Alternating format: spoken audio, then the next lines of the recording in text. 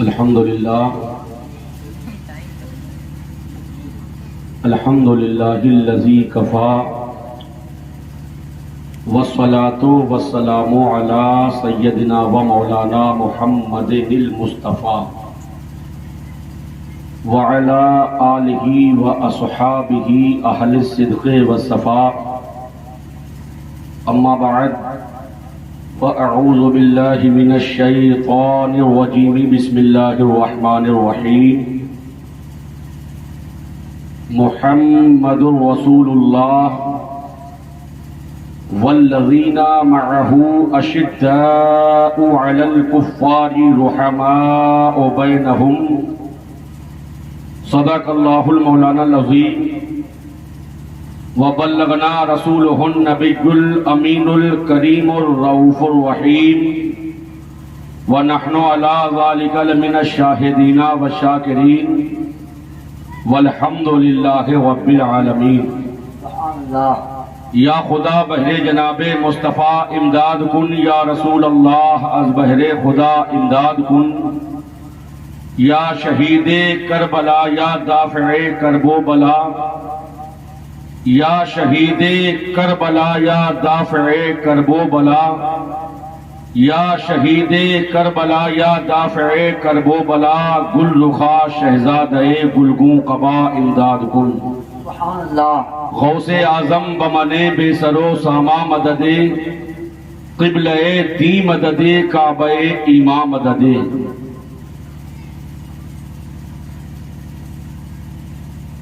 عقیدت و محبت سے میرے ساتھ مل کر پڑھ لیجئے بلند آواز سے، اللہ ربی لا شریک لہ، اللہ ربی لا شریک لہ، اللہ ربی لا شریک لہ۔ اللہ میرا رب ہے، اس کا کوئی شریک نہیں۔ ایک کہنے والا کہتا ہے کہ جو لب پر مدینہ مدینہ رہے گا، پھر بتانا پڑے گا کہ بولے، جو لب پر مدینہ مدینہ رہے گا، سلامت بھنور سے سفینہ رہے گا، اور اسی کو بلائیں گے آقا مدینے، اسی کو بلائیں گے آقا مدینے، جو بے چین 12 مہینہ رہے گا، اسی کو بلائیں گے آقا مدینے، جو بے چین 12 مہینہ رہے گا۔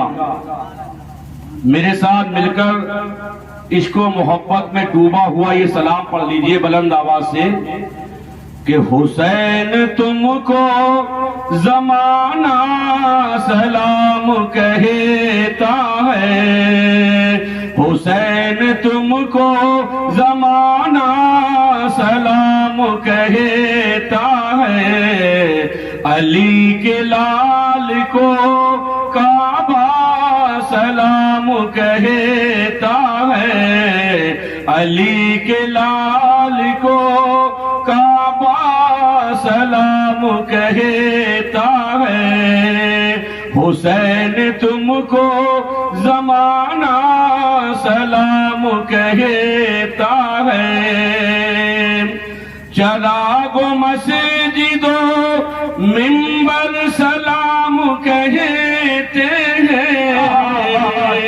چراغ و مسجد و منبر سلام کہتے ہیں، نبی رسول و پیغمبر سلام کہتے ہیں، نبی رسول و پیغمبر سلام کہتے ہیں، تمہارے نانا کا روضہ سلام کہتا ہے، حسین تم کو زمانہ سلام کہتا ہے، علی کے لال کو کعبہ سلام کہتا ہے، حسین تم کو زمانہ سلام کہتا ہے۔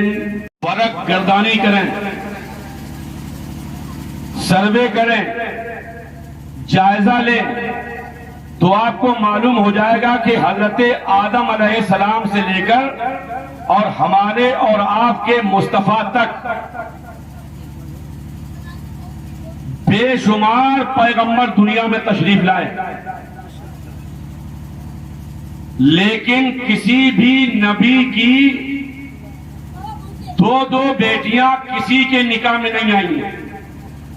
ایک ذات ایسی ہے کہ جن کے نکاح میں صرف نبی نہیں بلکہ سید الانبیاء کی، جان کائنات کی، فخر موجودات کی یکے بعد دیگرے دو بیٹیاں نکاح میں آئی ہیں۔ سبحان اللہ۔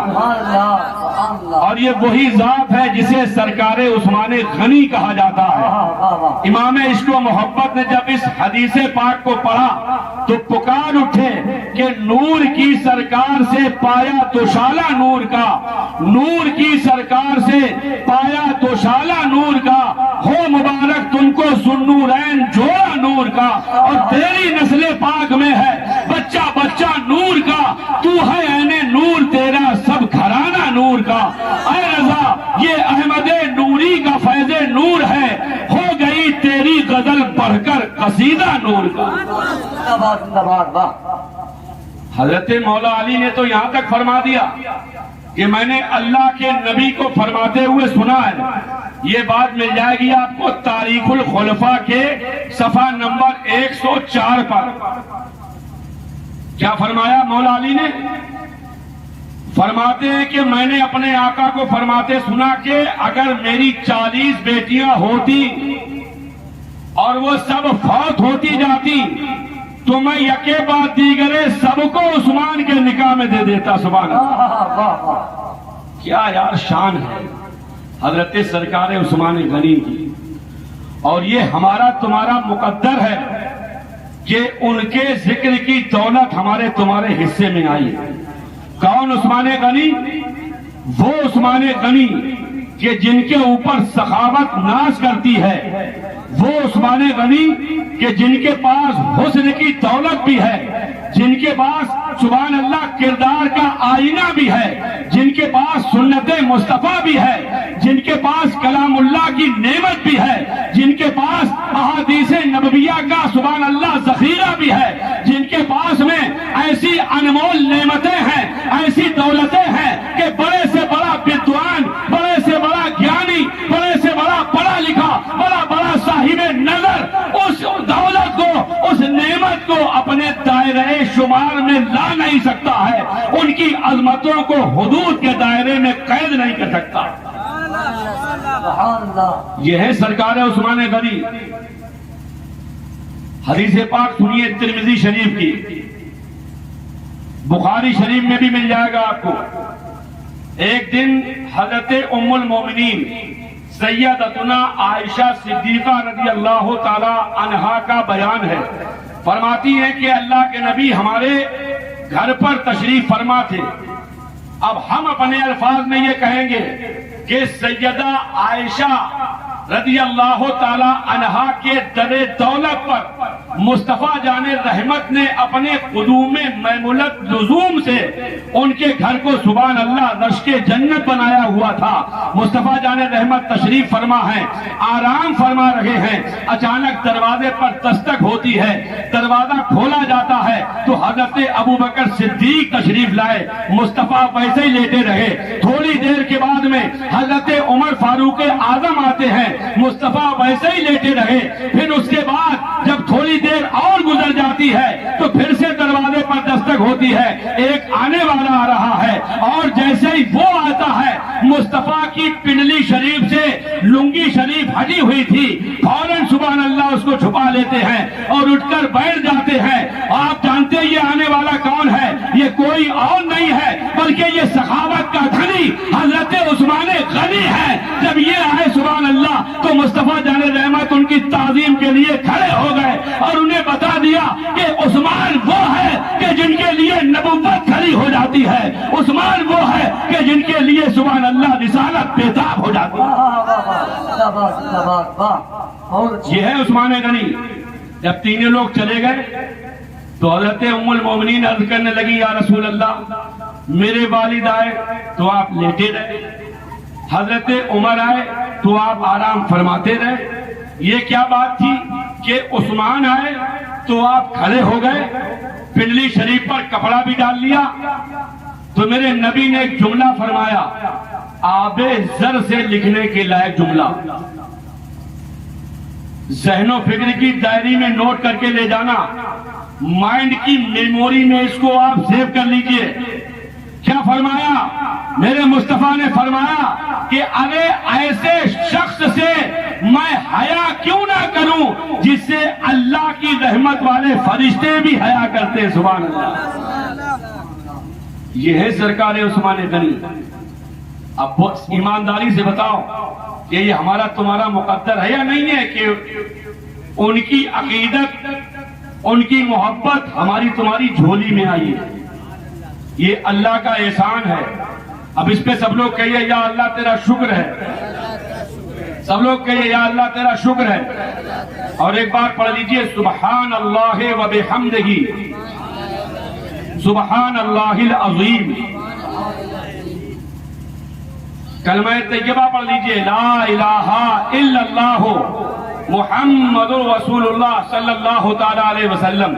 سبحان اللہ، قربان جاؤ حضرت عثمان غنی پر، کیا مقام و مرتبہ دیا ہے حضرت عثمان غنی رضی اللہ تعالی عنہ کو اللہ رب العزت نے، وہ بلندیاں دی ہیں، وہ سبحان اللہ ان کو عزت دی ہے، وہ عظمت دی ہے، وہ تقدس دیا ہے، وہ سبحان اللہ رفعتیں دی ہیں، ایسی پاکیزگی دی ہے، ایسی طہارت دی ہے، ایسا ذوق عبادت دیا ہے کہ بڑے بڑوں میں نظر نہیں آتا ہے۔ آپ مصطفیٰ کے بعد اگر دیکھیں گے تو سب سے بڑے مرتبے والی ذات ابو بکر صدیق کی ہے، ان کے بعد دیکھیں گے تو پھر وہ ذات عمر کی ہے، اور پھر تیسرے نمبر پر پوری دنیا میں اگر سب سے بڑے مرتبے والی کوئی ذات ہے تو وہ حضرت عثمان غنی ہے، وہ سخاوت کے دھنی ہے، وہ سبحان اللہ ہمارے تمہارے امام ہیں، اور ہم جن کے غلام ہیں وہ ہے حضرت عثمان غنی۔ سبحان اللہ، نعرہ تکبیر، نعرہ تکبیر، نعرہ رسالت، نعرہ رسالت، زندہ باد۔ بات سمجھ میں آ رہی ہے؟ دھیان دے کے سنیے۔ ایک دن حضرت عثمان غنی حاضر ہو گئے حضور کی خدمت میں، اور دیکھا کہ وہاں پر کافی صحابہ کرام ہیں، حضور کی خدمت میں حاضر ہوئے اور عرض کرنے لگے یا رسول اللہ آج شام کو آپ کے اصحاب سمیت، آپ کے صحابیوں سمیت سب کی میرے قریب کھانے پر دعوت ہے۔ سبحان اللہ، کیا یار مقدر پایا جن کے گھر میں آمنہ کے لال دعوت کھانے جائیں، وہ کوئی معمولی ذات ہے؟ ارے ہم تو یہ کہتے ہیں کہ سنا ہے آپ ہر عاشق کے گھر تشریف لاتے ہیں، سنا ہے آپ ہر عاشق کے گھر تشریف لاتے ہیں، میرے گھر میں بھی ہو جائے چراغاں یا رسول اللہ۔ حضرت عثمان غنی نے دعوت بولی، مصطفیٰ نے منظور فرمائی، اس کے اوپر سبحان اللہ قبولیت کی مہر لگا دی۔ شام جب آئی، مصطفیٰ جان رحمت اپنے تمام صحابہ کے ساتھ حضرت عثمان غنی کے در دولت کی طرف چلنے لگے۔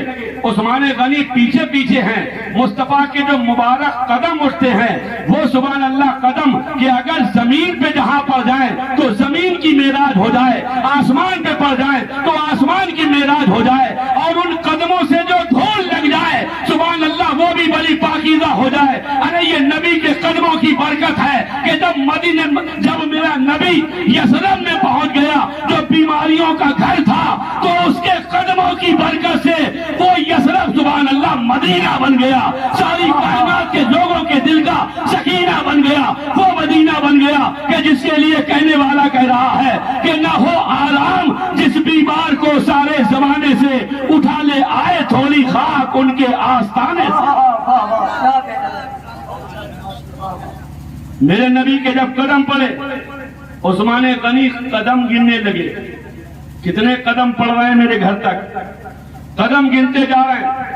مصطفیٰ جان رحمت جب ان کے گھر تک پہنچ گئے تو جتنے قدم مصطفیٰ کے آپ کے در دولت سے حضرت عثمان غنی کے گھر تک پڑے، روایت یہ بتاتی ہے ترمذی شریف کی تاریخ الخلفاء کے اندر علامہ جلال الدین سیوطی نے نقل فرمایا ہے، اتنے غلام حضرت عثمان غنی نے آزاد کر دیے. سبحان اللہ. کیا یار وہ بے نظیر ضیافت کی ہے، ایسی عظیم الشان دعوت کی ہے کہ جس دعوت کی نظیر اور مثال نہیں ملتی ہے. اور پھر مثال ملے بھی کیوں؟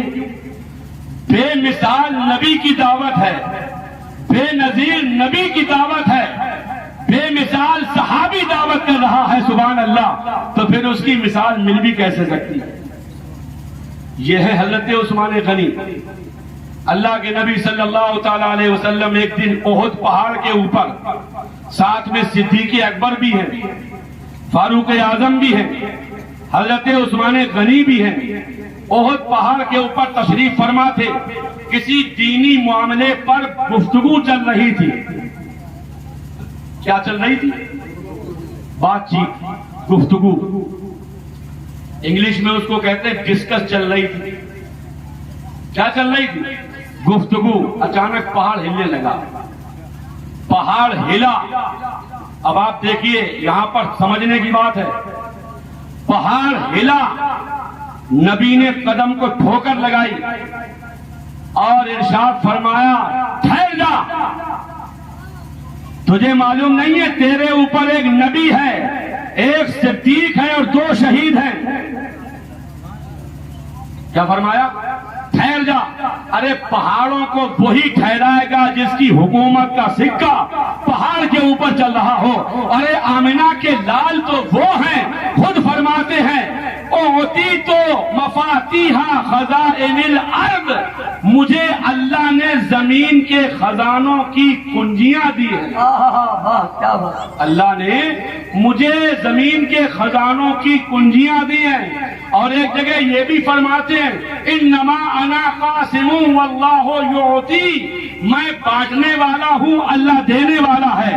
ایک جگہ یہ بھی فرماتے ہیں کہ اللہ تعالیٰ نے مجھے زمین میں ایسا پاور دیا ہے، ایسا تصرف دیا ہے، ایسا اختیار دیا ہے کہ اگر زمین کو کہہ دوں کہ سونا ہو جا تو وہاں پر سونا نکل جاتا ہے. ترمذی شریف کی حدیث میں آتا ہے ایک مرتبہ اللہ کے نبی صلی اللہ تعالی علیہ وسلم نے حضرت ام المومنین عائشہ صدیقہ سے فرمایا تھا یا عائشہ تو لو شئتو لسارت معیا جبال الذہب، اے عائشہ اگر میں چاہوں تو میرے ساتھ سونے کے پہاڑ چلیں.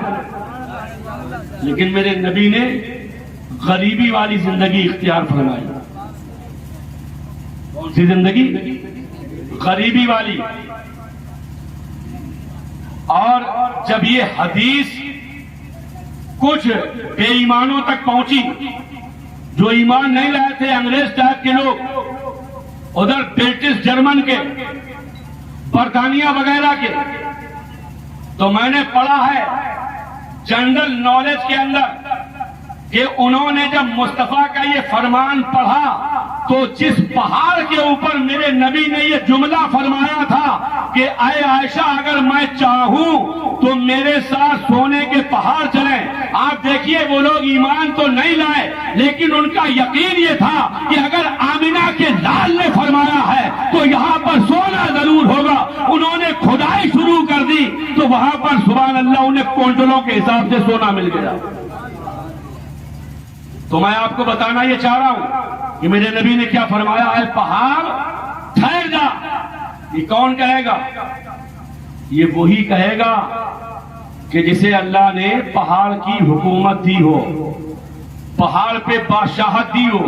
اور یہاں سے یہ بھی معلوم ہوا کہ ابھی نبی حیات ہیں، ابھی نہ صدیق کا زمانہ آیا، نہ فاروق کا زمانہ آیا، نہ عثمان کا زمانہ آیا، لیکن نبی پہلے سے فرما رہے ہیں کہ پہاڑ ٹھہر جا، تیرے اوپر ایک نبی ہے، ایک صدیق ہے اور 2 شہید ہیں. مطلب دونوں کی شہادت کا علم پہلے سے ہو گیا. یہاں سے یہ پتہ لگا کہ میرا نبی اللہ کی عطا سے جو کچھ ہو چکا ہے، جو کچھ ہونے والا ہے، میرا نبی سب کچھ جانتا ہے. اسی لیے تو امام عشق و محبت پکار اٹھے، میرے رضا بولے، پیارے رضا بول اٹھے کہ اور کوئی غیب کیا تم سے نیہا ہو بھلا، جب نہ خدا ہی چھپا تم پہ کروڑ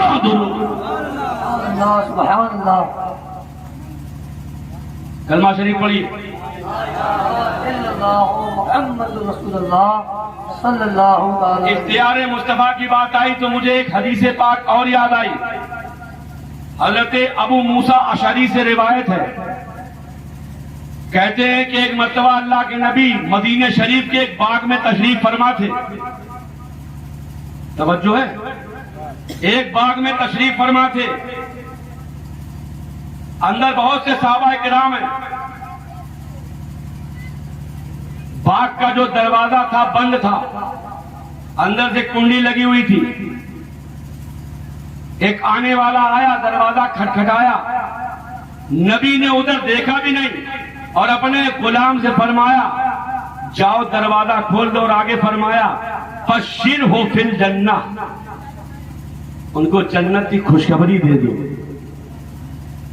بشروہ بالجنہ، ان کو جنت کی خوشخبری دے دو. دروازہ کھولا گیا تو دیکھا کہ صدیق اکبر آ رہے ہیں. سبحان اللہ. پھر بند کر لیا گیا. تھوڑی دیر کے بعد پھر سے دروازہ کھٹکھٹایا گیا. پھر نبی نے فرمایا دروازہ کھولو اور ان کو بھی جنت کی خوشخبری دے دو. پھر دروازہ کھولا گیا، دیکھا تو وہ حضرت عمر ہیں. پھر دروازہ بند. تھوڑی دیر بیتی، پھر سے دستک ہوئی، دروازہ کھولا گیا. اب میرے نبی نے پھر سے فرمایا کہ آنے والے کو جنت کی خوشخبری دے دو اس مصیبت پر جو اس کو پہنچے گی.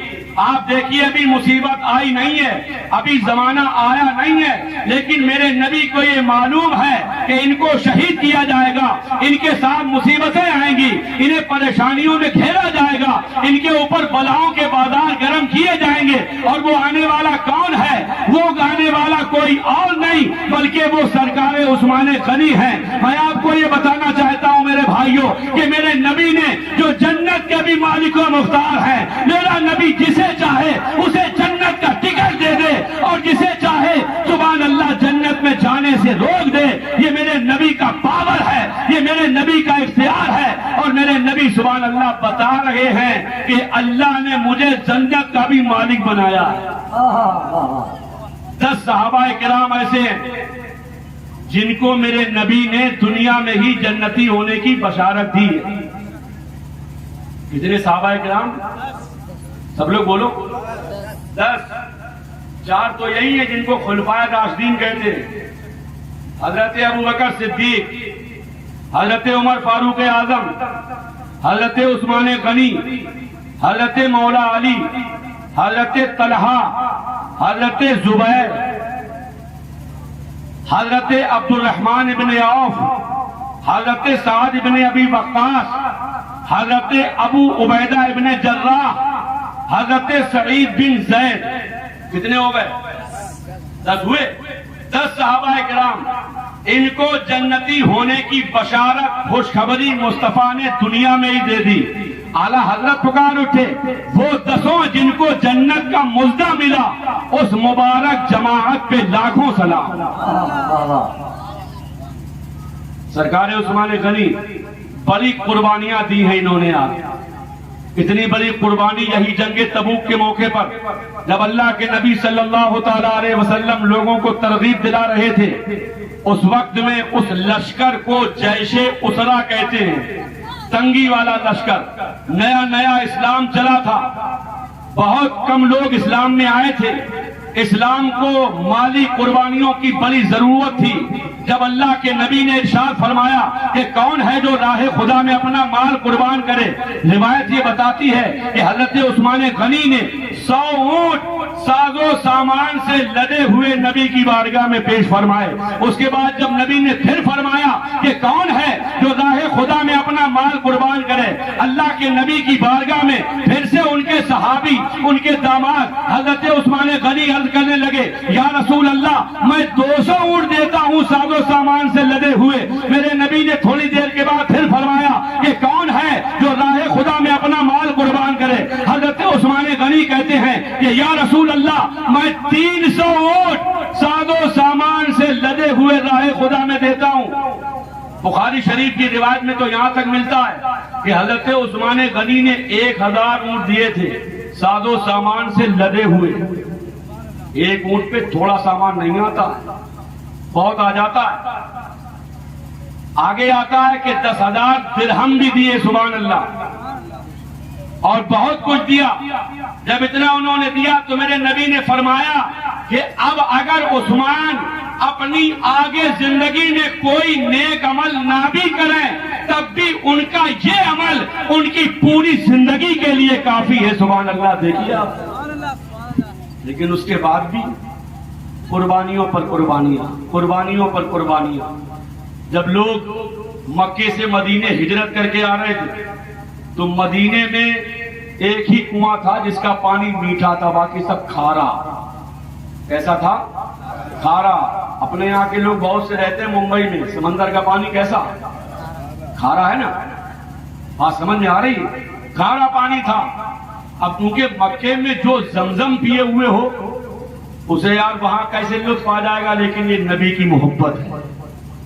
یہ نبی کی محبت ہے کہ نبی کے لیے مکہ چھوڑا، نبی کے لیے میزاب رحمت چھوڑا، نبی کے لیے خانہ خدا چھوڑا، نبی کے لیے جبل ابو قبیس چھوڑا، نبی کے لیے مقام عرفات چھوڑا، نبی کے لیے مقام مزدلفہ چھوڑا، نبی کے لیے زمزم کا کنواں چھوڑا. یہ سب کس لیے تھا؟ یہ سب سبحان اللہ ہمارے تمہارے تک دین کے پیغام کو پہنچانے کے لیے تھا. اے مسلمانوں، اگر اب بھی قدر نہ کر پائے تو آپ سمجھ لینا یار ہم سے تم سے زیادہ کوئی بیکار نہیں. اتنی باتیں سننے کے بعد بھی اگر نہ ہمارے اندر قدر پیدا ہو پائے، جذبہ پیدا ہو پائے قربانی کا، تو سمجھ لینا کہ بالکل بیکار ہیں. ہم مطلبی لوگ ہیں، دین کو اپنے مطلب کے لیے استعمال کر رہے ہیں. توجہ سے سن لیجئے، حضرت عثمان غنی نے اس کنویں کو 12,000 درہم دے کے خریدا تھا. یہ اس وقت خریدا تھا میرے بھائیوں، آج سے تقریباً 1400 سال پہلے. کتنا سال پہلے؟ 1400 سال پہلے. درہم چاندی کا سکہ ہوتا ہے، آج بھی اس کی قیمت ہے اور اس وقت میں تو بہت قیمت تھی. ابھی ہمارے یہ بڑے بوڑھے حاجی صاحب ہیں، یہ حاجی صاحب ہیں، اور ہمارے جو ہے بننے بھائی بیٹھے، بڑے بوڑھے بیٹھے، ادھر یہ چودھری بیٹھے، چاروں طرف سے یہ ہمارے، یہ دیکھیے ماشاءاللہ یہ سب بزرگان دین ہمارے بیٹھے ہوئے ہیں. ہمارے کیا نام جو ہے معاشرے کے بزرگ، اللہ انہیں دین کا بھی بزرگ بنا دے. یہ ہمارے معاشرے کے بزرگ بیٹھے ہوئے ہیں، پشت پناہی کر رہے ہیں مجھ جیسے حقیر فقیر سراپا تقصیر کی. میں آپ کو بتانا یہ چاہتا ہوں کہ ان بڑے بوڑھوں سے پوچھیے آپ، ان کے دور میں 1-2 آنے کی بہت قیمت تھی. 1-2 آنے میں بہت کچھ یہ خرید لیتے تھے. اس وقت میں 12,000 دینار دے کر حضرت عثمان غنی نے ایک یہودی کا کنواں تھا جس کا نام تھا بیر روما. کیا نام تھا؟ بیر روما. بیرون مانے کنواں ہوتے ہیں عربی زبان میں، بیرون مانے کنواں. اب تو کنووں کا بھی زمانہ ختم ہو گیا، پہلے کنویں ہوتے تھے. تو بہرحال اس کنویں کا پانی تھا. آپ نے 12,000 درہم میں اس شرط پہ خریدا کہ ایک دن مسلمان پانی بھریں گے، ایک دن یہودی پانی بھریں گے. اب وہ یہودی تھا نا، تو چونکہ اس نے دیکھا کہ فائدہ اٹھایا جائے تو وہ پانی بیچتا تھا. مسلمانوں نے ہوشیاری کی، جس دن ان کی باری آتی تھی اس دن وہ 2 دن کا پانی اکٹھا بھر لیتے تھے. جب 2 دن کا بھر لیتے تھے تو اس کا پانی اب کوئی دوسرے دن لینے کو تیار نہیں. آ کے تنگ آ کے اس نے جو آدھا بچا تھا نا اس کو بھی بیچ دیا حضرت عثمان غنی کے ہاتھوں. روایت یہ بتاتی ہے ترمذی شریف کی، مسلم شریف کی، مشکات شریف کی، یہ روایت بتاتی ہے کہ آپ نے تقریباً 35,000 درہم خرچ کیے تب جا کر کے وہ پورا کنواں سبحان اللہ مسلمانوں کے لیے وقف کر دیا. یہ معمولی بات نہیں. ابھی آپ کے سامنے بات آ جائے 5,000 روپے دینے کی، پکڑے جھانکیں گے، ارے ہماری دولت سے 5,000 کم ہو جائیں گے.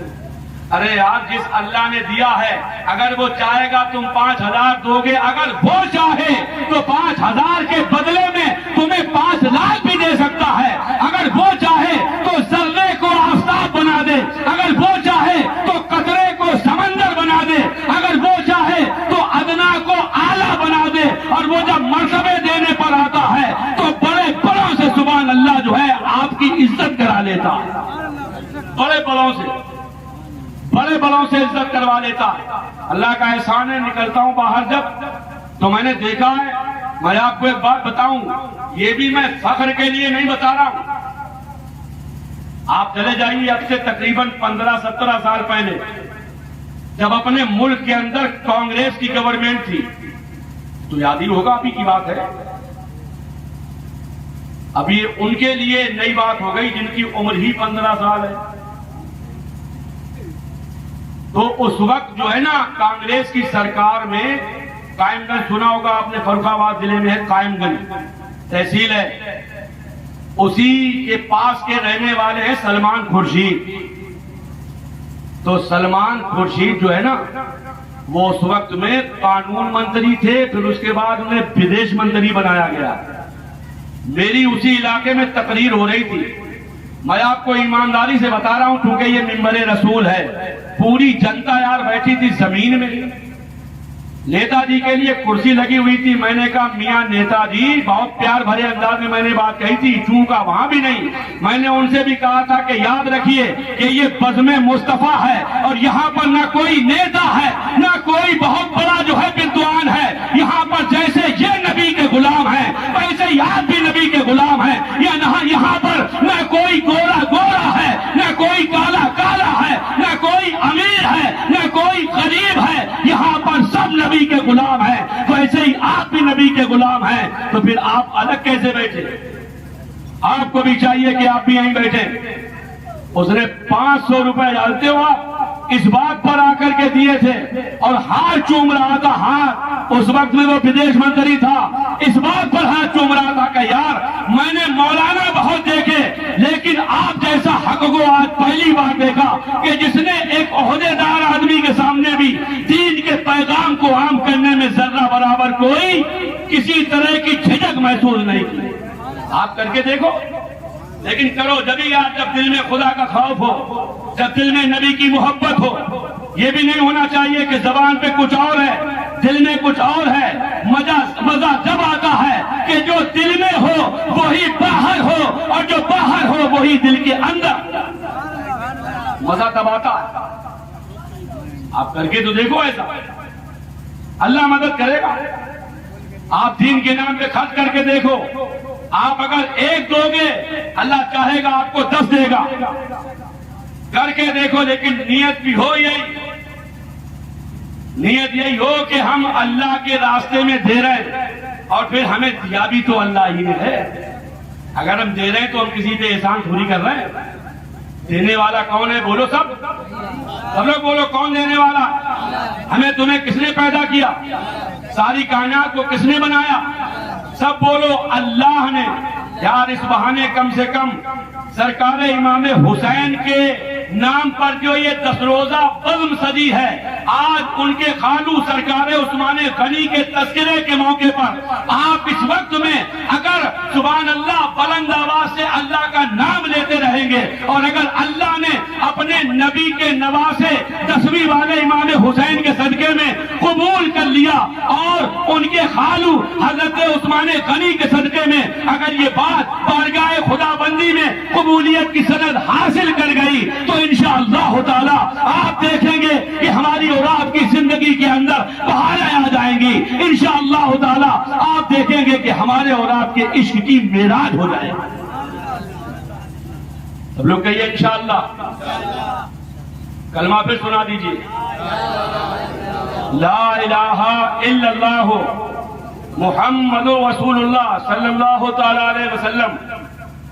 سرکار عثمان غنی رضی اللہ تعالی عنہ کیا مقام پایا ہے، ایسی عظمت، ایسی رفعت، ایسی بلندی، ایسا تقدس کہ جی کرتا ہے بیان کرتے رہو۔ یہ بھی اللہ کا احسان ہے کہ اس نے مجھ جیسے حقیر فقیر کو یہ سعادت عظما اور دولت کبریٰ عطا فرمائی کہ میں سبحان اللہ اپنے اس عظیم آقا کا ذکر کر رہا ہوں کہ جن کے ذکر کی اگر تھوڑی سی خیرات نصیب ہو جائے تو انشاءاللہ تعالی مزے آ جائیں گے، مزے آ جائیں گے انشاءاللہ۔ توجہ دے کر کلمہ شریف پڑھیے، بہت تیزی سے باتوں کو سمیٹ دوں۔ بلند آواز سے لا الہ الا اللہ محمد رسول اللہ صلی اللہ تعالی علیہ وسلم. ایک بار اور پڑھ لیجئے لا الہ الا اللہ محمد رسول اللہ صلی اللہ تعالی علیہ وسلم. سرکار عمر فاروق اعظم رضی اللہ تعالی عنہ کے تعلق سے میں آپ کو کل بتا رہا تھا کہ سن 23 ہجری میں، کتنی ہجری میں؟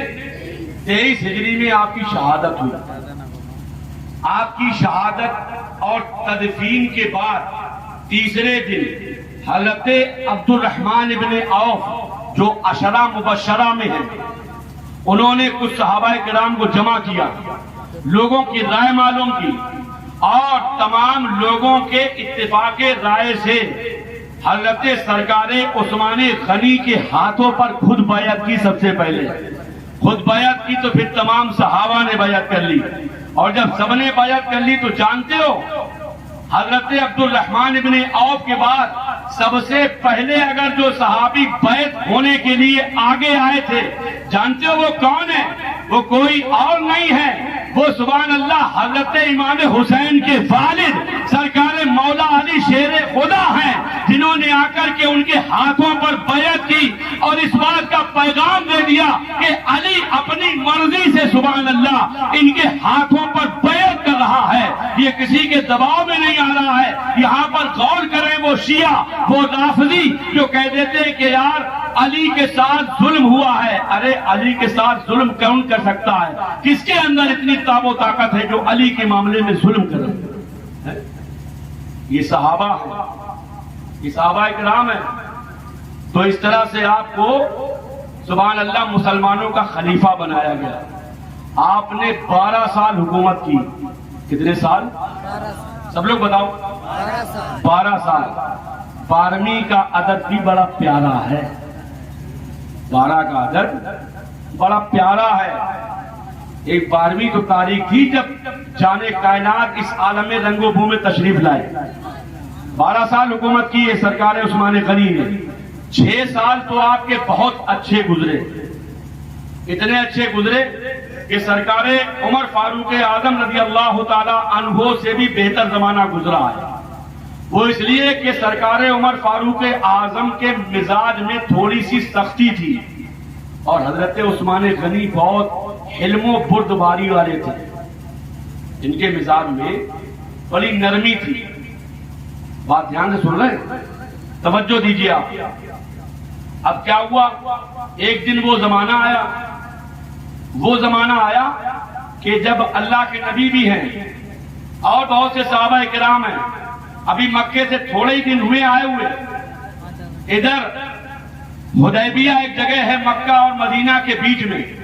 یہ حجاج کرام دونوں حضرات بیٹھے ہیں. ان لوگوں نے وہ مقام دیکھا ہوگا. اللہ تعالیٰ سرکار امام حسین کے صدقے میں ان کے نانا کا روضہ دیکھنے کی ہمیں تمہیں سعادتیں عطا فرمائے. آمین کہہ دیجئے بلند آواز. سب لوگ کہیے ایک بار اور آمین. کون کون مدینہ دیکھنا چاہتا ہے؟ ہاتھ اٹھا کے بتاؤ بلند آواز سے. دکھا دے یا الہی وہ مدینہ کیسی بستی ہے جہاں پر رات دن مولا تیری رحمت برستی ہے. اللہ کرے کہ وہ مبارک دن ہماری اور آپ کی زندگیوں میں بھی آئے کہ اللہ ہمیں تمہیں اپنا گھر اپنے محبوب کا در دکھائے. مجھے تو یہ الحمدللہ یقین ہوتا ہے، امید ہے کہ انشاءاللہ تعالی وہ دن ضرور آئے گا زندگی کے اندر کہ ہم ہوں گے، ہمارے نبی کا مقدس شہر مدینہ ہوگا انشاءاللہ. لگتا ہے یار یہ اللہ نے جو آنکھیں دی نا، یہ اسی لیے دی ہے تاکہ ان آنکھوں سے کچھ نہ دیکھ کے صرف مدینہ دیکھا جائے. مدینہ دیکھا جائے. مدینے کی طلب پیدا کرو. مدینے والے کے پیغامات کو عام کرو. جھوٹ چغلی غیبت حسد تمام تر امراض مہلکہ سے پرہیز کرو. جتنی بھی شریعت کے خلاف برائیاں ہیں ان سے توبہ کر لو، اور جن جن چیزوں کا شریعت نے حکم دیا ہے ان پر عمل کر لو. مدینے کا جب عشق پیدا ہوگا تو ہو سکتا ہے وہ عشق جو ہے ایسا اپنے اندر جنون پیدا کر لے، ایسی کیفیت پیدا کر لے، ایسی حالت پیدا کر لے، اور پھر ایسی نوبت آ جائے کہ یہ قافلہ ہو اور سبحان اللہ نبی کا مقدس شہر مدینہ ہو. حدیبیہ کے مقام پر اللہ کے نبی صلی اللہ تعالی علیہ وسلم ٹھہرے ہوئے، صحابہ کرام کی ایک لمبی پوری جماعت ہے۔ حضرت عثمان غنی رضی اللہ تعالی عنہ کو میرے نبی نے مکے بھیجا، کیونکہ ان کی لوگ بہت تعظیم کرتے تھے۔ کیوں بھیجا؟ کہ آپ لوگوں سے پتہ کر کے آئیں، ان کو بتا دیں، آگاہ کر دیں، متنبہ کر دیں، ساودھان کر دیں، ہوشیار کر دیں کہ ہم لوگ مکے میں عمرے کی غرض سے آ رہے ہیں۔ حضرت عثمان غنی گئے ہوئے تھے، وہاں جب پہنچے نا، گئے تھے کون؟ حضرت عثمان غنی۔ جب مکے پہنچ گئے تو لوگوں نے بڑا تعظیم و تکریم کی، اور انہوں نے جب بتایا کہ اللہ کے نبی صلی اللہ تعالی علیہ وسلم اپنے اصحاب سمیت عمرے کے ارادے سے تشریف لا رہے ہیں، تو کچھ جو زیادہ جاہل ٹائپ کے کافر تھے وہ کہنے لگے کہ اس سال تو ہم ان کو عمرہ نہیں کرنے دیں گے۔ ادھر کچھ صحابہ یہ کہہ رہے تھے حدیبیہ کے مقام پر اللہ کے نبی سے، وہ بات پہنچ گئی آقا تک، صحابہ آپس میں باتیں کر رہے تھے، ڈسکس کر رہے تھے، گفتگو کر رہے تھے، کہہ رہے تھے یار عثمان نے تو بڑا اچھا نصیبہ پایا ہے، پہنچ گئے، اب تو وہ اکیلے ہی طواف کر کے آئیں گے، عمرہ کر کے آئیں گے۔ وہ بات جب حضور تک پہنچی تو حضور نے صاف صاف لفظوں میں فرمایا کہ عثمان اپنے آقا کو چھوڑ کر کبھی طواف خانہ کعبہ نہیں کریں گے۔ یہ میرے نبی جانتے ہیں۔ کیا فرمایا؟ کہ عثمان اللہ کے نبی کو چھوڑ کر کے کبھی عمرہ کر لیں، کعبے کا طواف کر لیں، ایسا ہو ہی نہیں سکتا ہے۔ اور جب یہ بات ادھر حضرت عثمان غنی کو آنے میں تھوڑا ٹائم لگ گیا تو ادھر صحابہ میں کسی نے ایک بات یہ اڑا دی کہ عثمان ادھر شہید کر دیے گئے۔ اللہ، آپس میں بڑا انتشار ہونے لگا، پھیلاؤ بڑا انتشار ہونے لگا۔ اللہ کے نبی صلی اللہ تعالی علیہ وسلم نے اسی حدیبیہ کے مقام پر صحابہ سے بیعت لی، جس کو بیعت رضوان کہتے ہیں۔ کیا کہتے ہیں؟ بیعت رضوان۔ بیعت لی، ایک ایک صحابی سے کس بات پر بیعت لی؟ جنگ میں ثابت قدم رہنے کی بیعت لی، کہ کوئی جنگ کا میدان چھوڑ کے بھاگے گا نہیں۔ ایک ایک صحابی سے بیعت لی میرے نبی نے۔ اب جب باری آئی حضرت عثمان کی تو وہ تو وہاں تھے ہی نہیں۔ میرے نبی علیہ السلام نے اپنا داہنا ہاتھ اپنے بائیں ہاتھ پر، توجہ دیجئے، اپنا داہنا ہاتھ اپنے بائیں ہاتھ پر رکھا اور اس کے بعد فرمایا ھذا ید عثمان، ھذا ید عثمان، ھذا ید عثمان، یہ عثمان کا ہاتھ ہے، یہ عثمان کا ہاتھ ہے، یہ عثمان کا ہاتھ ہے۔ مطلب یہ تھا کہ جب نبی علیہ السلام نے عثمان کے ہاتھ کو اپنا ہاتھ قرار دیا، اور میرے مصطفیٰ کا ہاتھ ان کا ہاتھ نہیں ہے بلکہ وہ ید اللہ ہے، اللہ کی رحمت جوش میں آ گئی۔ قرآن پاک کے 26ویں پارے میں سورہ فتح کے اندر اللہ کی طرف سے آیتیں نازل ہو گئی، ان الذین یبایعونک انما یبایعون اللہ ید اللہ فوق ایدیہم۔ ان سے پوچھو یہ بتائیں گے ہے یا نہیں ہے قرآن میں؟ ان سے بھی پوچھو، قرآن جا کے دیکھنا 26ویں پارے میں سورہ فتح ہے، اس میں یہ آیتیں آئی ہیں، سورہ فتح کی آیت ہے نا، کیا آیا ہے؟ ان الذین یبایعونک انما یبایعون اللہ۔ اے نبی، یہ جتنے صحابہ تمہارے ہاتھوں پر بیعت لے رہے ہیں، یہ تمہارے ہاتھوں پر نہیں بلکہ یہ اللہ سے بیعت لے رہے ہیں۔ ید اللہ فوق ایدیہم، اللہ کا دست قدرت ان کے ہاتھوں پر۔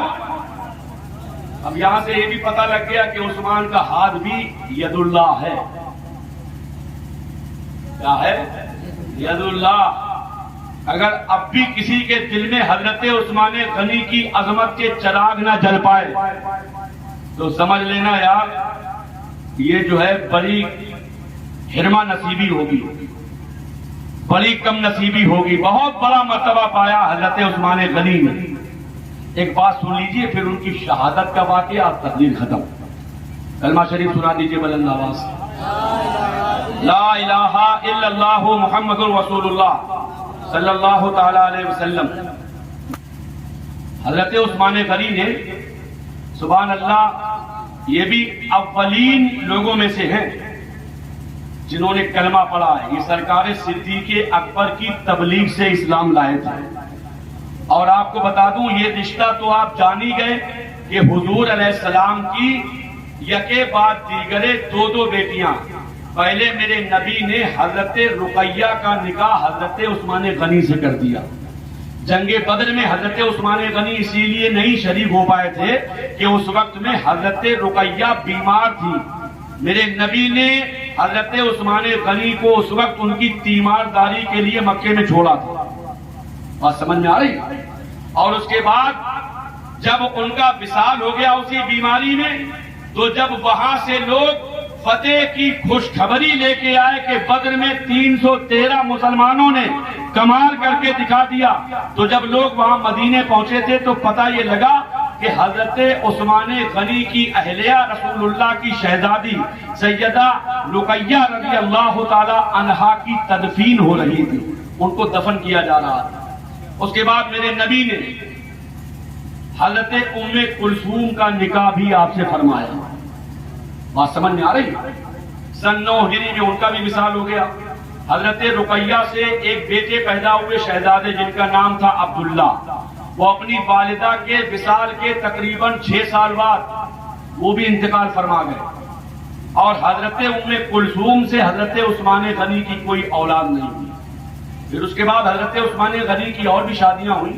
بہرحال وہ انشاءاللہ ایک تفصیل طلب بات ہے۔ آپ توجہ اس طرف دیکھیے، ایک دن اللہ کے نبی صلی اللہ تعالی علیہ وسلم تشریف فرما ہے، سب صحابہ کرام ہیں، ان صحابہ کرام میں جہاں تمام صحابہ ہیں تو ان صحابہ کی جان صحابہ بھی موجود ہیں۔ حضرت ابوبکر صدیق بھی ہیں، حضرت عمر بھی ہیں، حضرت عثمان بھی ہیں، حضرت علی بھی ہیں، حضرت جبریل امین سبحان اللہ ایک طباق لے کر آئے تھے۔ طباق جانتے ہو؟ اس کو آپ سمجھ لیجئے جیسے اپنے یہاں یہ سینی ہوتی ہے بہت بڑی سی، اس کے اوپر دسترخوان چھپا ہوا تھا، اس میں سبحان اللہ سب جنتی سیب تھے۔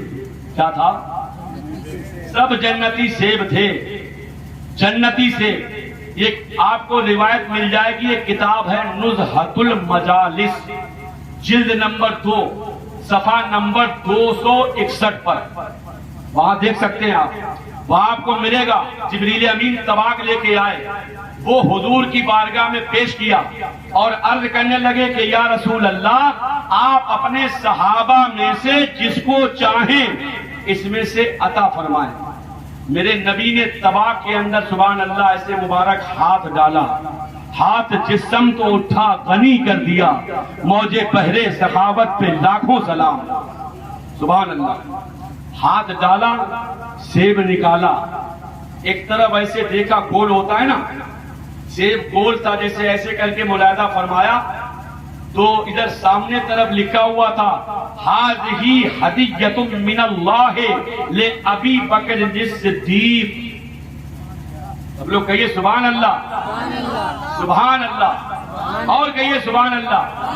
اس سیب کے اوپر لکھا ہوا تھا کہ یہ اللہ کی طرف سے ابو بکر صدیق کے لیے تحفہ ہے۔ سبحان اللہ۔ اور دوسری طرف جب پلٹ کے دیکھا گیا تو لکھا تھا من ابغض الصدیق فہو زندیق، جو صدیق سے دشمنی رکھے وہ زندیق ہے۔ کون ہے وہ؟ زندیق۔ زندیق جانتے ہو؟ گمراہ۔ کون ہے وہ؟ گمراہ۔ اب جو مولا علی کو مانے اور ابو بکر صدیق کو نہ مانے کون ہے وہ؟ گمراہ۔ اور ایسے ہی جو ابو بکر صدیق کو مانے لیکن علی کو نہ مانے، اہل بیت کو نہ مانے، وہ کون ہے؟ وہ بھی گمراہ ہے۔ مشکات شریف میں ایک حدیث ہے، میرے نبی فرماتے اصحابی کالنجوم فبأیہم اقتدیتم اہتدیتم، میرے صحابہ ستاروں کی طرح ہیں، تم ان میں سے جس کی پیروی کرو گے نجات پا جاؤ گے۔ کیا پا جاؤ گے؟ نجات۔ اور دوسری جگہ میرے نبی نے فرمایا مسلو اہل بیتی کسفینۃ نوح من رکبها نجا ومن تخلف عنها ہلک. سب لوگ کہیے سبحان اللہ، اور کہیے بلند آواز. لکھا ہوا ہے، اس کا مطلب یہ میرے نبی فرماتے ہیں کہ میرے اہل بیت کی مثال حضرت نوح علیہ السلام کی کشتی کی طرح ہے. جو اس کشتی کے اندر سوار ہو گیا اس نے نجات پائی، اور جو سوار نہیں ہوا وہ ہلاک ہو گیا. پرانے لوگ جانتے ہیں جب لوگ دریائی سفر کرتے تھے، جب لوگ دریا کا سفر کرتے تھے، گھڑی نہیں تھی، تو وہ آسمان کے ستاروں کو دیکھ کر کے سبحان اللہ دشا کا، سفر کی سمت کا، جہت کا پتہ لگا لیتے تھے. اب ان دونوں حدیثوں کو ایک جگہ جمع کیجئے کہ میرے صحابہ ستاروں کی طرح، ان میں سے کسی کی جس نے پیروی کی وہ ہدایت پا گیا. اور پھر دوسری جگہ فرمایا کہ میرے اہل بیت کی مثال حضرت نوح کی کشتی کی طرح کہ جو اس میں سوار ہو گیا نجات پا گیا، اور جو اس میں سوار نہیں ہوا ہلاک ہو گیا. اعلیٰ حضرت نے جب دونوں حدیثوں کو سامنے رکھا تو سبحان اللہ پکار اٹھے کہ اہل سنت کا ہے تیرا پار اصحاب حضور نجم ہے، اور ناؤ ہے عطرت رسول اللہ کی، عرش حق ہے مسند رفعت رسول اللہ کی، دیکھنی ہے حشر میں عزت رسول اللہ کی، اور وہ جہنم لے گیا جو ان سے مستغنی ہوا ہے خلیل اللہ کو حاجت رسول اللہ کی. اور سبحان اللہ آگے کہتے ہیں کہ تجھ سے اور جنت سے کیا مطلب، وہابی دور ہو، ہم رسول اللہ کے جنت رسول اللہ کی. سبحان اللہ آگے کہتے ہیں اے رضا، آگے کہتے ہیں، آگے دیکھیں سبحان اللہ کیا کہتے ہیں، اے رضا خود صاحب قرہا ہے مداح حضور.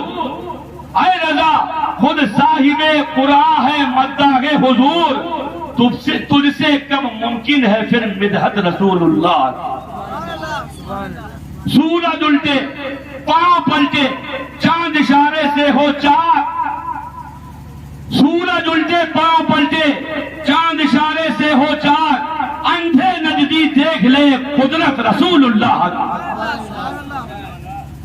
تو دونوں کو مانیے، صحابہ کو بھی مانیے، اہل بیت کو بھی مانیے.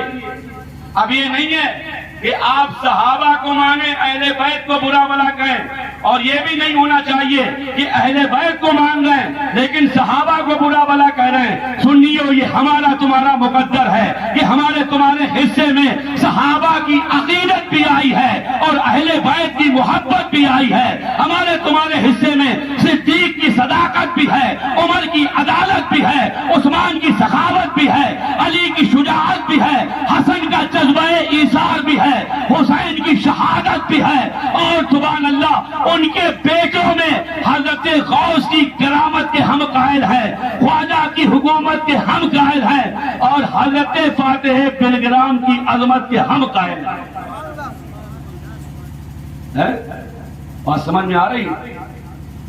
سیب میں کیا لکھا تھا؟ یہ تو بات چل رہی تھی کہ جس نے صدیق سے دشمنی کی وہ زندیق ہے.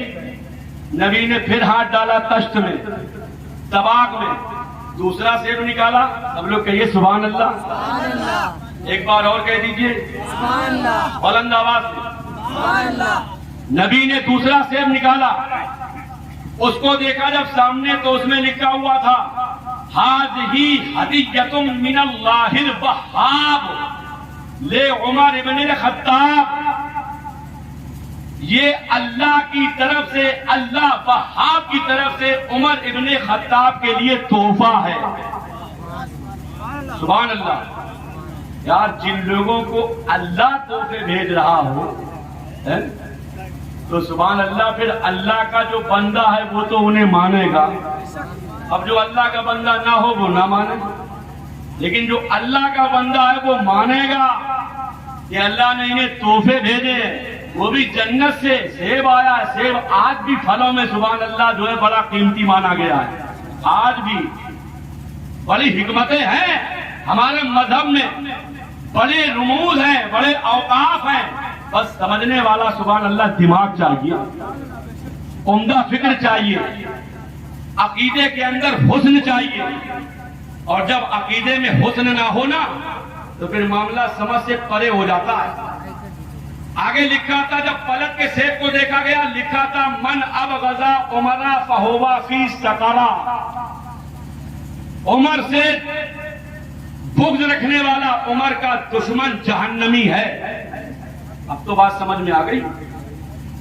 اللہ کی طرف سے لکھ کے آیا، کیا لکھا تھا کہ جو عمر سے دشمنی کرے وہ جہنمی۔ پھر اس کے بعد میرے نبی نے پھر ہاتھ ڈالا، تیسرا سیب نکالا، سبحان اللہ۔ اب اس کے اوپر کیا لکھا ہوا ہے؟ ہذہ ہدیۃ من اللہ الغالب لعلی بن ابی طالب۔ نہیں، تیسرا سیب جب نکالا تو اس میں لکھا تھا ہذہ ہدیۃ من اللہ الحنان المنان لعثمان بن عفان۔ یہ اللہ کی طرف سے تحفہ ہے حضرت عثمان غنی کے لیے۔ یہ کس کے لیے تحفہ ہے؟ حضرت عثمان غنی کے لیے۔ کس کی طرف سے ہے؟ ایک بار سب یاد پھر لے لو خدا کا نام۔ کس کی طرف سے تحفہ ہے؟ پیچھے والے بھی بولو ذرا، کس کی طرف سے تحفہ آئی؟ اللہ کی طرف سے۔ اللہ کی طرف سے تحفہ ہے۔ اور پھر اس کو جب پلٹا گیا تو اس پہ لکھا تھا من ابغضا عثمان خشیہ الرحمن، خشیہ الرحمن، کہ جو عثمان کا دشمن ہے، جس نے عثمان سے دشمنی کی، اس نے گویا کہ خدا کا غصہ مول لیا۔ اللہ اکبر۔ یعنی عثمان سے دشمنی کرنا یہ خدا کے قہر کو دعوت دینا ہے۔ بات سمجھ میں آ رہی؟ میرے مصطفیٰ نے پھر ہاتھ ڈالا، سبحان اللہ۔ اب چوتھا سیب ہاتھ میں ہے، چوتھا سیب سامنے دیکھا گیا، لکھا ہوا اس کے اوپر ہذہ ہدیۃ من اللہ الغالب لعلی بن ابی طالب۔ یہ اللہ کی طرف سے علی بن ابی طالب کے لیے تحفہ ہے۔ آگے آتا ہے، دوسری طرف جب پلٹا گیا تو لکھا تھا اس کے اوپر من ابغضا ولیا لم یکن اللہ ولیا۔ جس نے علی سے دشمنی کی اس کا کوئی ولی نہیں ہے۔ جس نے علی سے دشمنی کی، اللہ سے اس نے دشمنی کر لی، اللہ کی وہ نگرانی میں نہیں ہے، اللہ کی حفاظت میں نہیں ہے۔ سبحان اللہ۔ یہ ہمارے تمہارے نصیبے کی بات ہے کہ ہمیں سب کی محبت ملی ہے۔ سب لوگ کہہ دیجئے اللہ تیرا احسان ہے، رب العالمین تیرا شکر ہے۔ میں تو بار بار کہتا ہوں الحمدللہ تعالی علی احسانہ وعلی انعامہ۔ اللہ کا بے شمار فضل ہے، احسان ہے اس نعمت عظمیٰ پر، اس دولت کبریٰ۔ حضرت عثمان غنی نے سبحان اللہ کلمہ پڑھ لیا تھا سرکار صدیق کی دعوت سے، اور زمانے والوں کو ایک بات بتا دی، ایک بات بتا دی کہ ایسا پیغمبر آیا ہوا ہے۔ ایک جملہ کہہ دیا، خبر سچائی کی دیتا زمانے کو خبیر آیا، خبر سچائی کی دیتا زمانے کو خبیر آیا، شہنشاہی بھی چومے پاؤں جس کے وہ فقیر آیا، شہنشاہی بھی چومے پاؤں جس کے وہ فقیر آیا۔ 12 سال حکومت کی ہے حضرت عثمان غنی نے۔ بس آخری بات ہے میری، ایک بار بلند آواز سے درود پاک اور پڑھ لیجئے، بلند آواز سے درود پاک پڑھیا، اور ادھر سے کوئی نعرہ لگا دے یار تو بہت اچھا ہو جائے۔ تو ہم نے کل نہیں مانا تھا، آپ کیسے مان لیں؟ بلند آواز سے اللہم صلی علی سیدنا و مولانا محمد وعلی آل سیدنا و مولانا محمد وبارک وسلم صلاۃ دائمۃ بدوام ملک اللہ۔ 6 سال تو بہت اچھے کٹے، لیکن 6 سال بڑی مصیبتوں کے کٹے۔ جانتے ہو کیوں؟ حضرت عثمان غنی کے پاس اللہ کے نبی کی ایک پاکیزہ انگوٹھی تھی جس کے اوپر مہر نبوت لگی ہوئی تھی۔ بطور تبرک میرے آقا نے حضرت عثمان غنی کو عطا فرمائی. 6 سالوں تک آپ کے پاس رہی, اس کی برکت سے بڑا اچھا چلتا رہا نظام خلافت. 6 سال کے بعد آپ ایک مرتبہ کسی کنویں کے اوپر تشریف فرما تھے. اچانک کسی طریقے سے وہ انگوٹھی کنویں کے اندر گر گئی, جس میں انسان کی کمر سے یہاں سے پانی تھا بلکہ اوپر سینے سے. حضرت عثمان غنی نے ایک اعلان فرما دیا کہ اس انگوٹھی کو جو کوئی ڈھونڈ کے لائے گا اسے 1 لاکھ روپے کا انعام دیا جائے گا. اس وقت میں 1 لاکھ, یار ذرا سوچو یار, نبی کی انگوٹھی سے اتنی محبت کہ اس وقت 1 لاکھ دینے کو تیار. اب آپ اندازہ لگائیے کہ جب انگوٹھی مصطفیٰ سے اتنی محبت ہے تو پھر خود مصطفیٰ سے کتنی محبت نہیں ہوگی. 1 لاکھ دوں گا کہنے لگے. لوگوں نے ڈھونڈنا چاہا لیکن اب وہ اللہ کی مرضی تھی, انگوٹھی نہیں ملی. پانی بہت نکالا گیا, انگوٹھی نہیں ملی. حالات دن بدن خراب ہونے لگے.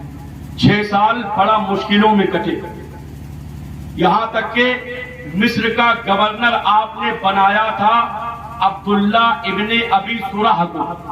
کس کو؟ عبداللہ ابن ابی سرح کو مصر کا گورنر بنایا تھا. ان کو وہاں پر 2 سال بھی نہیں ہوئے کہ لوگوں کو ان سے شکایت ہو گئی. کچھ لوگ مصر سے مدینہ طیبہ آئے حضرت عثمان غنی کی بارگاہ میں کہ وہ ہمارے ساتھ اچھا سلوک نہیں کر رہے. آپ نے ان کی بات پہ دھیان دیا اور جب آپ نے ادھر خط لکھ کے بھیج دیا کہ عبداللہ ابن ابی سرح اگر تمہاری اب دوبارہ شکایت آئی تو تمہیں گورنری سے معزول کر دیا جائے گا. معزول سمجھ رہے ہیں؟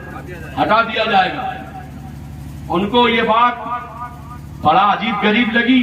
یہ جو لوگ شکایت لے کے آئے تھے یہ پہنچے بھی نہیں. حضرت عثمان غنی کی خبر پہلے پہنچ گئی. جب یہ لوگ وہاں پہنچے تو انہوں نے بجائے سرکار عثمان غنی کے مشورے پر عمل کرنے کے, جتنے لوگ یہاں شکایت لے کے آئے تھے تقریباً 50 لوگ تھے, انہوں نے 50 کو قتل کر دیا. اللہ 50 کو. پھر شکایت آئی تو اب حضرت عثمان غنی نے فرمایا کہ آپ لوگ اپنے آدمی کا تقرر کر لیجئے, تعین کر لیجئے, آپ چن لیجئے, منتخب کر لیجئے, چن لیجئے, میں اس کو گورنر بنا دوں گا.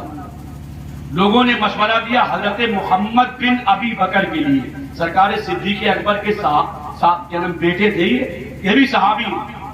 آپ نے کہا ٹھیک ہے. بہرحال ادھر آپ نے اس طرح کی گفتگو فرمائی. اب ان کا رشتہ دار تھا مروان نام کا انسان. کون تھا؟ مروان. بڑا نکما تھا. ہوتے ہیں لوگ اندر بھی رہتے ہیں. لوگ اپنے ایک مسئلہ بولتے ہیں نا کہ اوگلی کے اندر بھی ہے, چوٹ سے باہر بھی. ایسے لوگ ہوتے ہیں معاشرے میں. غور کرو, مل جائیں گے, ہم سے ملے گا, ہاں السلام علیکم, پیچھے کہیں گے ارے وہ مولانا. ارے ایسے لوگ ہوتے ہیں, ہر جگہ ہوتے ہیں, اس پہ دھیان نہیں دینا چاہیے. تو بہرحال یہ نکما آدمی تھا مروان. حضرت عثمان کا دور سے رشتہ دار تھا اور اس مروان کی رشتہ داری عبداللہ بن ابی سرح سے تھی.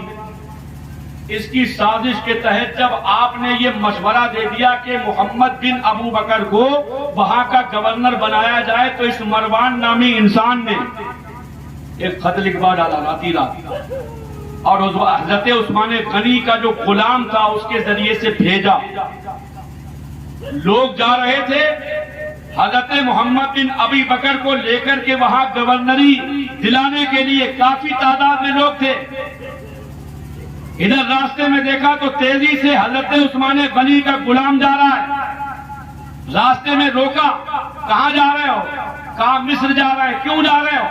کہا کہ جو ہے وہ وہاں کے گورنر کے پاس ایک خط لے کے جا رہا ہوں. کہا وہ خط دکھایا جائے. جب خط دیکھا گیا تو اس کو پڑھتے ہی سب بجائے مصر جانے کے مدینے آ گئے. اس میں لکھا ہوا تھا کہ جیسے یہ محمد بن ابو بکر وہاں پہنچے تو ان کے ہاتھ پیر کاٹ کر کے ان کو قتل کر دیا جائے.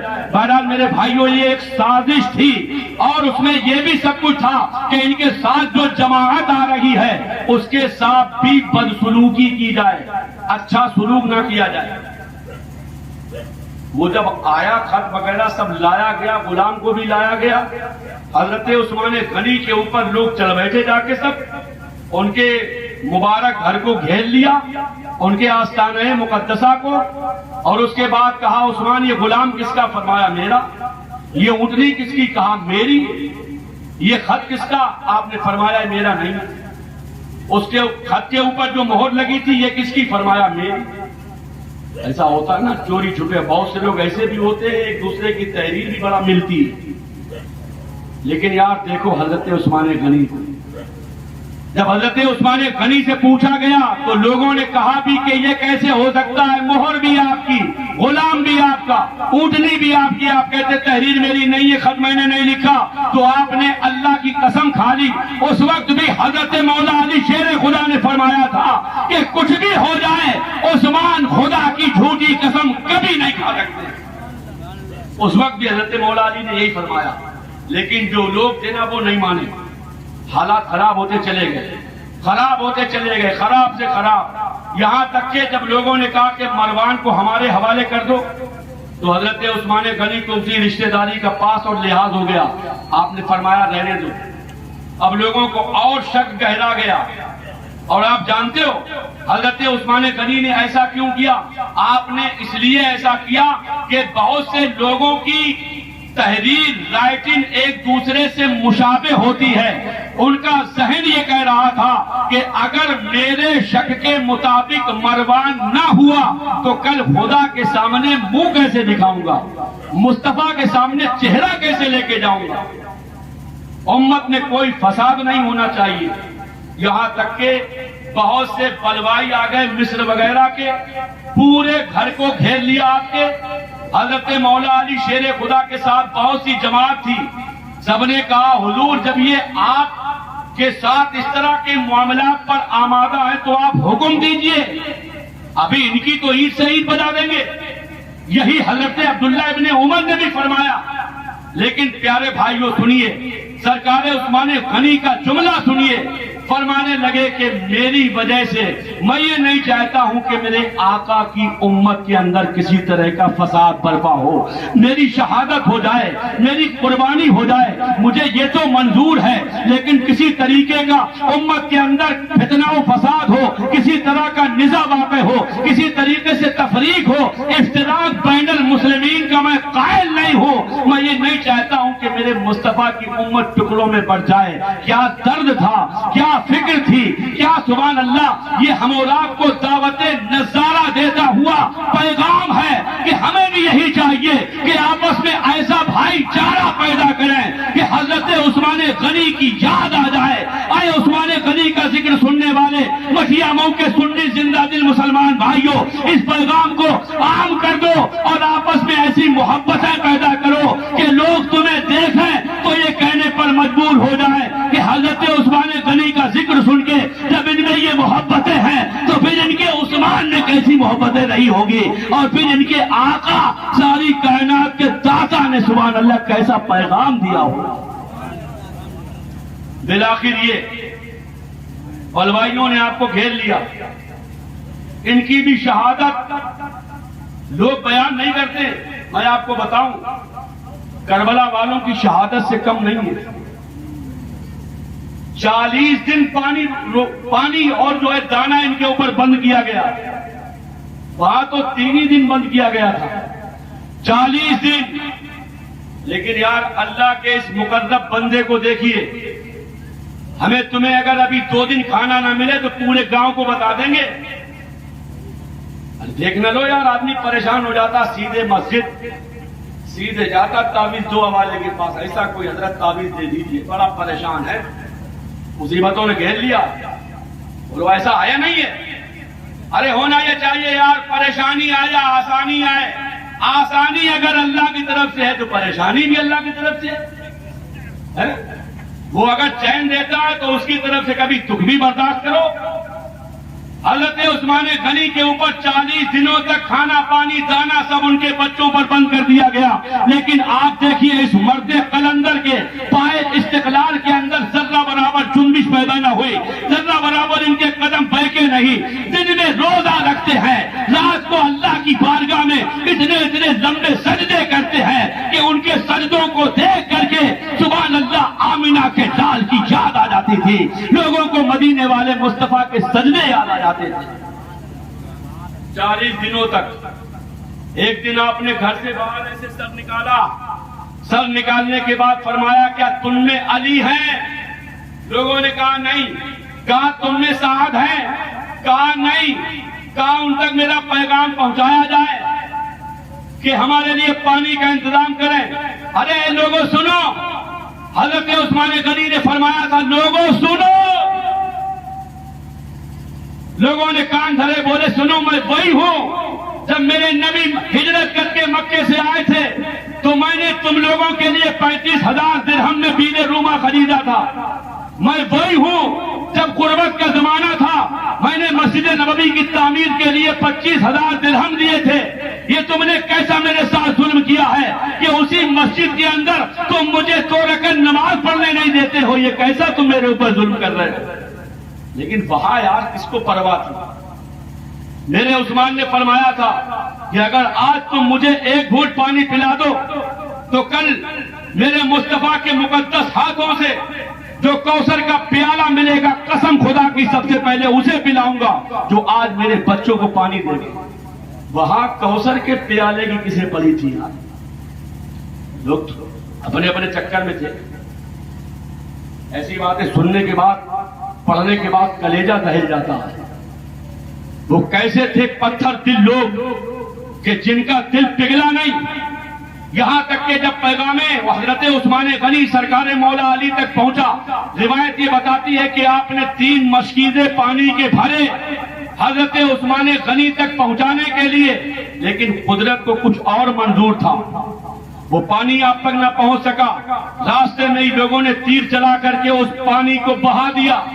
حضرت ام المومنین سیدتنا ام حبیبہ رضی اللہ تعالی عنہا جو ہمارے تمہارے سرکار کی پاکیزہ بیوی ہے، مومنوں کی ماں ہے، اور ایک رشتہ یہ بھی بتا دوں یہ حضرت امیر معاویہ کی سگی بہن ہے، حضرت ام حبیبہ اس رشتے سے حضرت امیر معاویہ پوری کائنات کے مسلمانوں کے ماموں ہیں۔ حضرت امیر معاویہ کے باپ کا نام ہے حضرت ابو سفیان، حضرت امیر معاویہ کی والدہ کا نام ہے ہندہ، یہ وہی ہند ہے جن کے بارے میں آپ نے سنا ہوگا وہ کلیجے والی بات، لیکن بعد میں ایمان لے آئی تھی، اللہ کے نبی کا کلمہ پڑھ لیا تھا، اللہ نے ان کی خطا معاف کر دی۔ یہاں سے یہ بھی پتہ لگا کہ اگر آدمی جرم کر لے اور اللہ کی بارگاہ میں سچے دل سے توبہ کر لے تو جہاں میرا مولا جباروں کا ہار ہے وہی میرا مولا غفار و ستار بھی ہے، میرا مولا بخشنے والا بھی ہے، میرا مولا مہربان بھی ہے، میرا مولا تو ایسے کرم والا ہے کہ ایک ماں اپنے بچے پر اتنی مہربان نہیں ہوگی جتنا میرا مولا اپنے بندوں پر مہربان ہے۔ یہ اس کی مہربانی ہے میرے بھائیوں کہ دن رات گناہوں میں گزار رہے ہیں لیکن پھر بھی وہ ہمیں تمہیں روزی روٹی سے نواز رہا، ہمیں تمہیں پال رہا، ہمیں تمہیں عزتیں دے رہا۔ حضرت ام حبیبہ نے چٹکے سے ایک گھڑا بھرا لے کر کے پہنچی اور جا کر کے لوگوں سے کہا کہ میرے پاس کچھ امانتیں حضرت عثمان غنی تک پہنچانے کے لیے ہیں، خدا کے واسطے مجھے ان تک جانے دو۔ ایک بدتمیز بولا اور جھوٹی جھوٹ کیوں بولتی ہے؟ لوگوں نے کہا کہ یہ تو بڑے بدتمیز ہیں، ام المومنین تک کا لحاظ نہیں کر رہی ہے، یہ نبی کی پاک بیویوں تک کا لحاظ نہیں کر رہے۔ ان کے بھی مٹکے کو پھوڑ دیا گیا۔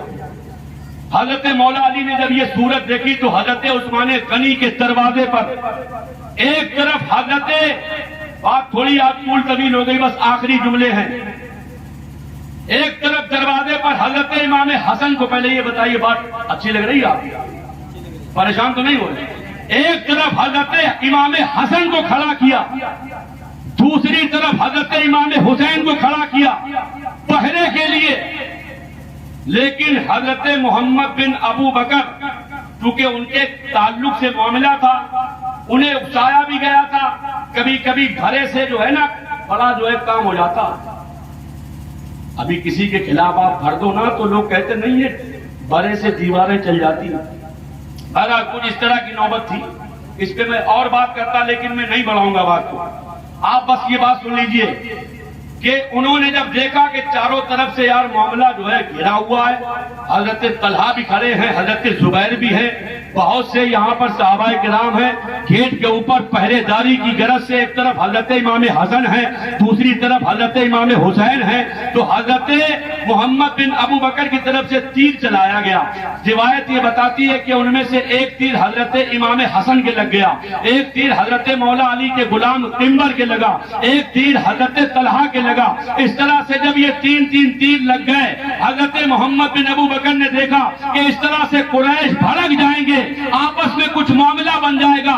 جس منصوبے کے تحت یہاں بھیڑ اکٹھی ہوئی ہے، یہ منصوبہ، یہ پلاننگ، یہ سازش خاک میں مل جائے گی. تو انہوں نے پڑوس والے مکان میں جا کر اوپر چھت سے ان کے گھر میں چھلانگ لگائی اور تمام پلوائی حضرت عثمان غنی کے گھر میں کود جاتے ہیں. ادھر حضرت عثمان غنی اس منظر سے پہلے ایک خواب دیکھتے ہیں، دیکھا کہ اس خواب میں نبی آئے ہوئے ہیں، ساتھ میں صدیق اکبر بھی ہے، ساتھ میں حضرت عمر بھی ہے، اور میرے نبی فرما رہے ہیں اے عثمان تم بہت پیاسے ہو نا، تمہیں 40 دن ہو گئے. آپ دیکھیے میرا نبی ہے تو بظاہر گنبد خضرا میں، لیکن اس کے غلاموں پہ کیا بیت رہی ہے. میرا نبی اللہ کی عطا سے سب جانتا ہے، لوگوں کے ساتھ کیا معاملات آئے، ان کے دیوانے کے ساتھ کیا ہوتا ہے، ان کے عاشق کے ساتھ کس طرح کا لوگ رویہ اختیار کرتے ہیں. میرا نبی سب جانتا ہے. نبی ہے، نبوت کی شان رکھتے ہیں، نبی نگاہ ہمیں دونوں جہان رکھتے ہیں. اللہ نے محبوب کو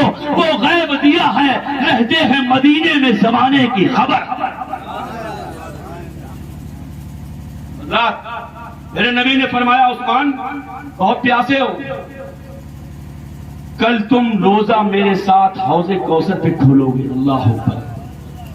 پریشان مت ہو، صبر کرو. آپ دیکھیے میرے نبی نے پہلے ہی فرمایا تھا نا پہاڑ کے اوپر ٹھہر جا. تو پر ایک نبی ہے، ایک صدیق ہے، 2 شہید ہیں. حضرت عمر کی شہادت ہو چکی، اب ان کی شہادت کا وقت قریب ہے. نبی فرماتے عثمان کل روزہ میرے ساتھ کھولو گے، پریشان مت ہو، اور جب تم شہید ہوگے تو تمہارے جسم سے جو خون کا سب سے پہلا قطرہ ہوگا وہ آیت کریمہ فَسَيَكْفِيكَهُمُ اللَّهُ پر آ کر گرے گا. اسی آیت کریمہ پر گرے گا. وہی ہوا. اب جب حضرت عثمان نے دیکھا کہ یار مصطفیٰ آ کر حوض کوثر پہ دعوت کر گئے، تو ادھر سے وہ لوگ اندر آئی گئے تھے. کہا ٹھیک ہے جو تمہیں کرنا ہے میرے ساتھ کرو. حضرت محمد بن ابو بکر آگے بڑے تالی پکڑنا چاہیے. حضرت عثمان غنی نے جیسے یہ جملہ فرمایا کہ اے محمد اگر آج تمہارے باپ ابو بکر ہوتے تو کیا تم ان کے سامنے نبی کے صحابی کے ساتھ یہ سلوک کرتے؟ ہاتھ رک گیا، فوراً ٹھہر گئے. اور اس کے بعد حضرت محمد بن ابو بکر تو باہر چلے گئے، لیکن ان کے ساتھ 2 غلام آئے تھے، دونوں کے دونوں مصری غلام تھے. ایک جگہ تو یہ بھی آیا ہے کہ شاید وہ ایمان والے بھی نہیں تھے. ان میں سے ایک کا نام تھا حمار کے معنی گدھا ہوگا، دوسرا تھا اسود. یہ دونوں آدمی روایت میں آتا ہے کہ دونوں نے مل کر کے آپ کو شہید کر دیا. ادھر حضرت امیر المومنین سرکار عثمان غنی کی اہلیہ حضرت نائلہ اس وقت آپ کے پاس تھی. انہوں نے بہت چیخا چلایا، لیکن شور شرابے میں آپ کی آواز باہر نہ گئی. چھت کے اوپر چڑھ کے جب آپ نے اطلاع دی کہ لوگوں نے امیر المومنین کو شہید کر دیا ہے، دروازہ کھولا گیا. لوگ جب اندر آئے جن میں حضرت مولا علی سب سے پہلے گھسے، اندر آ کر دیکھا تو واقعی حضرت عثمان غنی کی روح قفس عنصری سے پرواز کر گئی اور عالم بالا کی طرف سیر کر گئی.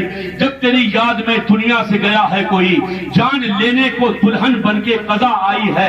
حضرت محترم حضرت مولا علی شیر خدا نے ایک گھوسا مارا حضرت امام حسن کے سینے پر. تمہیں شرم نہیں آئی حضرت امام حسن کا بھی تماشا تانا مارا کہ تم لوگ باہر کھڑے رہے اور امیر المومنین کو شہید کر دیا گیا۔ میرے بھائیو 82 سال کی عمر پائی حضرت سرکار عثمان غنی نے، اور اس کے بعد 12 سال حکومت کی، مطلب سن 23 ہجری سے 35 ہجری تک، اور جب آپ کی شہادت ہوئی تو یہی ابھی جو مہینہ گزر گیا ذی الحجہ والا، بقرہ عید والا، اس کے ایام تشریق میں جن میں تکبیر پڑھی جاتی بلند آواز سے 9 ذی الحجہ کی فجر سے 13 کی عصر تک تکبیر پڑھتے نا، اللہ اکبر اللہ اکبر لا الہ الا اللہ واللہ اکبر اللہ اکبر وللہ الحمد۔ انہی ایام تشریق میں آپ کی شہادت ہو گئی۔ آپ کی نماز جنازہ حضرت زبیر نے پڑھائی، اور اس کے بعد لوگ سمجھ رہے تھے کہ ہم نے ان کو شہید کر دیا، لیکن دنیا دیکھ رہی ہے کہ کل بھی حضرت عثمان غنی کا نام تھا، آج بھی ان کا نام ہے۔ لوگ سمجھ رہے تھے ہم نے صفحہ ہستی سے انہیں مٹا دیا، لیکن تاریخ گواہ ہے کہ کل بھی ان کی عظمت کا سکہ چل رہا تھا، آج بھی چل رہا ہے، اور انشاءاللہ تعالی قیامت کی صبح تک چلتا رہے گا۔ یہ ہیں رسول اللہ کے سچے چاہنے والے، ان کے دیوانے، ان کے غلام، جو زمانے والوں کے بن گئے سبحان اللہ امام۔ اللہ تعالیٰ ان کے مرکز نور پر سبحان اللہ ابر کرم برسائے، ابر رحمت ان کے مرکز پر بہر باری کرے، حشر تک شان کریمی ناز برداری کرے۔ رب قدیر کی بارگاہ میں میں دعا گو ہوں کہ رب العالمین اس بیان میں جو بھی خامیاں، کوتاہیاں، لغزشیں، غلطیاں واقع ہوئی ہوں، انہیں اپنے فضل سے معاف فرما کر